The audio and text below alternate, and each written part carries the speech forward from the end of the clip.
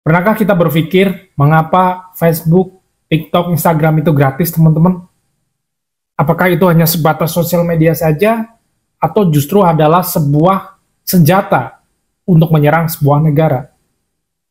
Kita akan bahas, coba diskusi lebih lanjut.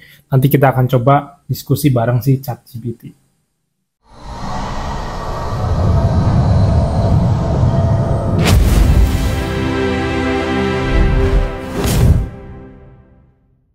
Assalamualaikum warahmatullahi wabarakatuh. Selamat datang di channel Babe Cerdas. Semua rakyat Indonesia berhak untuk cerdas. Alhamdulillah, Babe kembali bisa menyapa rekan-rekan semuanya. Babe ucapkan terima kasih untuk rekan-rekan yang sudah setia, yang sudah subscribe, yang sudah komen, like, serta bagikan video di channel Babe Cerdas. Babe doakan semoga teman-teman semuanya dimudahkan segala urusannya, dikabulkan segala hajatnya, diluaskan pintu rezekinya seluas-luasnya, dan dilimpahkan harta sebanyak-banyaknya, dan diberikan kesehatan pastinya. Oke teman-teman semuanya, pada segmen kali ini Babe pengen bertanya dan mengajak teman-teman berpikir, pernahkah teman-teman semuanya berpikir mengapa aplikasi sosial media seperti Facebook dan turunannya, atau mungkin TikTok dan turunannya itu kenapa gratis, teman-teman? Pernahkah kita berpikiran seperti itu? Dan mengapa banyak negara yang justru memblokir penggunaan sebuah sosial media? Apakah dia hanya semata-mata sebuah aplikasi, atau ada unsur tertentu, atau bahkan sebuah senjata, teman-teman? Sebenarnya contoh saja, teman-teman, TikTok ya. Ketika kita berbicara TikTok dan Facebook. TikTok kalau kita ketahui merupakan sebuah aplikasi startup dari negeri Cina. TikTok di Amerika dilarang. Itu teman-teman. Dan sebaliknya, Facebook itu dari Amerika dan Facebook di Cina itu dilarang, teman-teman. Apakah ini hanya sebatas aplikasi atau justru sebuah senjata, teman-teman? Ya, ini mungkin banyak yang mengatakan bahwa ini adalah sebuah teori konspirasi saja, teman-teman. Nanti coba akan kita bahas, coba akan kita ulik bersama. Nanti kita akan coba buka si ChatGPT, kita akan coba dengarkan berdasarkan apa sebenarnya pendapat dari ChatGPT ini, teman-teman semuanya. Perlu diketahui bahwasanya kalau kita berbicara pada segmen kali ini, mungkin Babe akan berbicara lebih ke Facebook terlebih dahulu ya teman-teman. Mungkin nanti pada video berikutnya kita akan berbicara tentang TikTok lebih jauh. Kali ini akan berbicara tentang Facebook terlebih dahulu. Facebook itu dibangun dari sekitar tahun 2004 ya teman-teman. 2004, dan Babe pertama kali membuat akun Facebook itu kalau nggak salah 2009. Namun justru aktif pertama kali tahun 2011 kalau nggak salah, teman-teman. Ya, tahun 2011, Babe baru mulai aktif. Waktu itu benar-benar dengan adanya Facebook itu benar-benar mengubah sebuah kebiasaan dari masyarakat sebuah negara.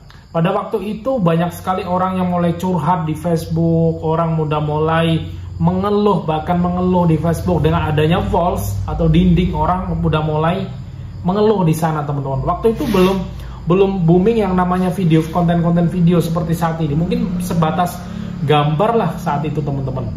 Cuma yang jelas yang menjadi sorotan Babe adalah waktu itu banyak sekali orang yang curhat, galau, ngeluh, bahkan berdoa itu juga di Facebook. Meskipun saat ini sudah tersebar di berbagai macam sosial media yang ada saat ini ya teman-teman. Nah, sering berjalannya waktu muncullah sampai saat ini ada yang namanya FB Pro, teman-teman, yang lagi hits-hitsnya ya teman-teman semuanya. Dan kalau kita perhatikan teman-teman, pengguna FB Pro di Indonesia saat ini penguasanya siapa coba? Penguasanya adalah emak-emak. Bahkan kalau Babe katakan bahwasanya saat ini yang menjadi target utama FB Pro itu justru adalah para emak-emak. Emak-emak yang pengen mendapatkan cuan tambahan hanya lewat konten. Cuma mohon maaf nih teman-teman, kita sebagai para Babe coba perhatikan, khususnya teman-teman Babe yang muslim, kita coba perhatikan bagaimana kualitas konten-konten yang dihasilkan oleh emak-emak di FB Pro saat ini. Mohon maaf nih, kita coba lihat dari sudut pandang Islam masalahnya. Ya, tidak sedikit mereka yang justru tidak sesuai sebagaimana mestinya lah, semacam itu ya teman-teman. Tidak sedikit yang semacam itu ya, dan cenderung lebih banyak ke mengundang tawa ya teman, daripada sebuah manfaat. Nah, itu kita sebagai seorang laki-laki, mari kita kontrol sebaiknya seperti apa, coba dikontrol. Yang jelas dengan adanya FB Pro ini benar-benar mengubah sebuah perilaku para emak-emak. khususnya yang pengen konten. Jadi mereka berusaha konten apapun yang pengen mereka kerjakan. Nah, di luar itu teman-teman semua ya, perlu diketahui bahwasanya kalau kita berbicara apakah ini hanya sebuah aplikasi gitu ya, aplikasi yang begitu saja diluncurkan oleh pemiliknya. Namun pada faktanya teman-teman, Facebook itu diblokir oleh beberapa negara teman-teman. Ini blokirnya nggak nanggung-nanggung teman-teman. Negara-negara besar memblokir ini. Salah satunya ada Cina teman-teman. Cina memblokir. Kemudian Iran, Myanmar, Syria, Bangladesh. Rata-rata mereka memblokir dengan alasan terkait controlling informasi teman-teman. Jadi memang benar teman-teman. Dengan adanya aplikasi Facebook ini, salah satunya Facebook lah ya. Facebook ini controlling informasinya agak sedikit mungkin dari segi pemerintah itu kurang kontrol teman-teman. Karena segi informasi mengalir begitu deras. Siapa aja bisa memberikan informasi, bisa memberikan statement, bisa memberikan sebuah fakta meskipun ya nanti akan ada counter lagi. Jadi controlling mana nih yang benar juga akan sedikit membutuhkan effort dari pemerintah. Meskipun masyarakatnya juga ngeyel, mereka bersikeras dengan serius juga mengaksesnya menggunakan VPN dan yang lain sebagainya teman-teman. Nah, kalau kita bisa katakan ini adalah sebuah aplikasi saja, faktanya ada seperti itu. Faktanya ada negara-negara yang memblokir dengan serius tanpa harus penggunanya. Contoh nyata saja, Facebook merupakan aplikasi buatan Amerika. Di Cina, itu di Tiongkok, itu dilarang penggunaannya. Dan sebaliknya, TikTok itu adalah aplikasi besutan dari Tiongkok, Cina. Tapi di Amerika juga dilarang teman-teman. Nah, sama, itu adalah mereka melarangnya karena adanya isu privasi data antar kepentingan dua negara. Ini ranahnya udah nggak lagi antara pemilik perusahaan A dan perusahaan B, tapi sudah antar negara, antar pemerintahan teman-teman. Jadi teman-teman semuanya, mari kita menjadi seorang yang lebih bijak dalam kita menggunakan sosial media teman-teman. Babe juga nggak tahu sebenarnya apakah ini hanya sebuah teori konspirasi, bahkan kalau kalian berpikir ini adalah ngompor-ngompori saja, enggak. Kalau saya pikir ini adalah sebuah kita sebagai seorang muslim, kita sebagai seorang bapak itu kita harus lebih hati-hati, kita harus lebih menjaga privasi. Tanpa kita sadari kita nggak punya privasi, kita akan ikut berkembang mengikuti tren seperti apa, seperti itu, posting ini, posting itu, tanpa kita sadari kita memiliki privasi teman-teman. Jadi ayo teman-teman, kita sadar privasi juga, jangan kebablasan kita menggunakan sosial media apapun itu, termasuk juga dalam hal ini Facebook. Saya nggak melarang menggunakan Facebook teman-teman, tidak dipungkiri penggunaan Facebook juga sangat banyak manfaatnya dari segi pendidikan, kemudian dari bisnis itu banyak sekali, termasuk Bapak juga menggunakannya teman-teman semuanya. Nah, berbicara tentang senjata juga ya teman-teman, ini benar-benar mengubah sebuah kebiasaan sebuah negara. Bahkan kalau Babe lihat antara Facebook dan TikTok ya, saya coba bandingkan ini. Facebook lebih menyasar saat ini adalah kaum emak-emak, targetnya adalah emak-emak. Sedangkan kalau TikTok itu targetnya berbeda, targetnya justru kaum milenial atau Gen Z. Gen Z ya teman-teman. Itu kelihatan jelas ya teman-teman, rata-rata pengguna TikTok itu insya Allah ya, itu tidak menggunakan Facebook. Begitu juga sebaliknya. Jadi intinya adalah teman-teman, para babe di luar sana yang punya anak, punya istri, mari kita kontrol. Nah, termasuk teman-teman sebagai seorang babe juga, kita harus bisa kontrol. Harus bisa kontrol bagaimana menggunakan sosial media, dalam hal ini adalah Facebook, dengan bijak. Data-data pribadi mari kita lindungi teman-teman semuanya. Jangan pernah mengupdate yang namanya apalagi KTP di sosial media. Oke, kali ini pengen saya coba hidupkan ChatGPT ya teman-teman. ChatGPT, apa kabar? Hai Zul, baik saja. Terima kasih sudah pengen. Lagi sibuk apa nih sekarang? Oke, kali ini saya pengen ngobrol sama kamu. Kamu sebagai seorang AI pastinya memperoleh sebuah informasi yang cukup update dan komplit terkait dengan isu Facebook. Kalau menurutmu, apakah Facebook hanya sebatas sebuah aplikasi sosial media saja atau lebih ke sebuah senjata yang digunakan untuk menyerang sebuah negara tertentu? Pada faktanya, Facebook itu juga dilarang di beberapa negara seperti Cina, Iran, Myanmar, Syria, dan Bangladesh. Apa pendapatmu?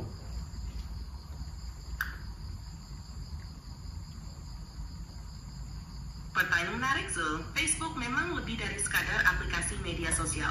Selain digunakan untuk berkomunikasi dan berbagi informasi, Facebook memiliki potensi yang lebih besar, termasuk sebagai alat untuk memengaruhi opini publik, menyebarkan propaganda, atau bahkan menciptakan instabilitas di suatu negara. Platform ini sering dikritik karena algoritmanya yang bisa mempromosikan konten kontroversial atau berita palsu yang dapat memicu polarisasi. Misalnya, dalam kasus Cambridge Analytica, data pengguna Facebook digunakan untuk memengaruhi hasil pemilu, seperti referendum Brexit dan pemilihan Presiden AS pada tahun 2019. Dan selain itu, negara-negara seperti China, Myanmar, dan Bangladesh melarang atau membatasi penggunaan Facebook karena berbagai alasan. China melarang Facebook sejak tahun 2009, terutama terkait kekhawatiran akan kontrol informasi. Di Myanmar, platform ini digunakan untuk menyebarkan ujaran kebencian selama krisis Rohingya, sehingga memicu larangan sementara. Dari sisi lain, pemerintah juga bisa memanfaatkan Facebook untuk pengawasan atau propaganda. Jadi, fungsi Facebook tidak hanya bergantung pada penggunaannya, tetapi juga pada niat pihak-pihak yang mengendalikannya. Menurutmu, apakah kehadiran teknologi semacam ini lebih banyak manfaat atau bahayanya? Jadi memang saat ini mereka sudah tidak hanya sebatas sebuah aplikasi oleh pemiliknya saja, melainkan sudah ada peran dari sisi pemerintahnya juga, teman-teman. Pemerintah sudah peran aktif di sana, sudah komunikasinya, sudah ikut campur dalam hal controlling data informasi menggunakan sosial media tersebut, teman-teman semuanya. Dan teman-teman semuanya, benar, media sosial seperti Facebook dan platform besar lainnya, termasuk TikTok dan Twitter, kini sering melibatkan peran aktif pemerintah dalam pengelolaan dan pengawasan. Ada dua sisi dari keterlibatan ini. Di satu sisi, pemerintah memanfaatkan platform ini untuk menyampaikan informasi resmi, meluncurkan kampanye publik, atau bahkan melakukan pengawasan terhadap warganya. Di sisi lain, ada kekhawatiran bahwa pemerintah tertentu dapat meminta data pengguna untuk keperluan politik, seperti pemantauan oposisi, manipulasi informasi, atau membatasi kebebasan berekspresi.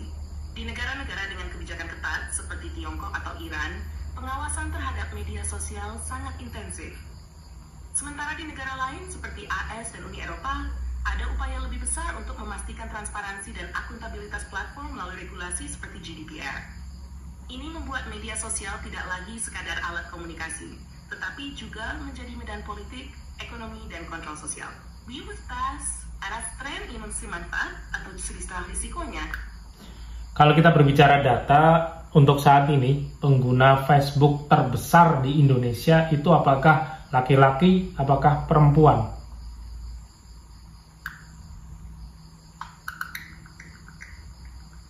Dia lagi nyari.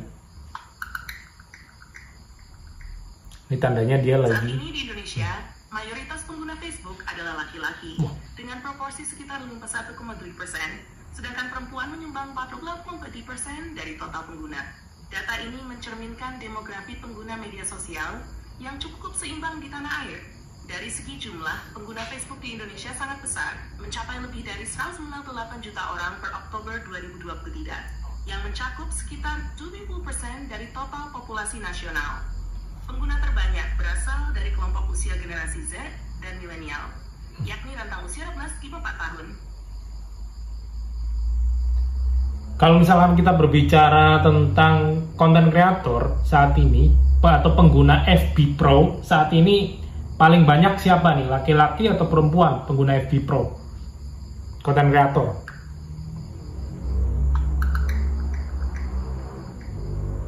Saat ini, pengguna Facebook Pro atau konten kreator di Indonesia cenderung didominasi oleh laki-laki.